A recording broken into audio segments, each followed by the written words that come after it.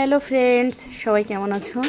আজকে তোমাদের সাথে একটি মজার ঘটনা শেয়ার করতেছি। এই যে দেখো, অসময়ে লাল শাক। আসলে যে সবজি যে সময় খাওয়া উচিত তখনই খেতে হয়, সিজনালি সবজি যেটাকে বলে। এছাড়া বাকি সময় এখন 12 মাসই সব ধরনের শাকসবজি পাওয়া যায়, কিন্তু ওই যে স্বাদটা না, ওই টেস্টটা আর হচ্ছে অসময়ের সবজিতে পাওয়া যায় না। যাই হোক, আমার হচ্ছে রক্তশূন্যতা, মানে হিমোগ্লোবিনের মাত্রা খুবই কম। মাঝে মধ্যে আমি অসুস্থ হয়ে পড়ি, ব্লাড দিতে হয়, এরকম একটা সমস্যার মধ্যে দিয়ে যাচ্ছি।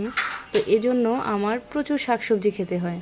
তো প্রত্যেক দিন এই ধরনের শাক সবজি কার খেতে ভালো লাগে বলো? তাই এক এক দিন এক এক রকম করে রান্না করি আর কি। তো কালকে তোমাদের দাদাই শাক কিনে নিয়ে আসছিল, কী আর করার, আমার অসুস্থতার জন্য এগুলো কুটে বেছে রাখতে পারিনি, তাই একটু নেতিয়ে পড়েছে, ব্যাপার না। কি হয়েছে, হঠাৎ করে একদিন অসুস্থ হয়ে পড়েছিলাম। অসুস্থ হয়ে পড়ার পরে আমি হসপিটালে ভর্তি হই। তো হসপিটালে যাওয়ার পরে আমাকে যখন ব্লাড টেস্ট করার জন্য দিছে, আমি এক সাইডে দাঁড়িয়ে আছি। তখন আমার পাশে এক বয়স্ক মহিলা এসে বসলো, আন্টি টাইপের। তো উনি আমাকে বলতেছে, কি হয়েছে মা, কি সমস্যা? তো আমি বলতেছি যে আন্টি, রক্তশূন্যতা, রক্ত দিতে হবে, শরীর দুর্বল।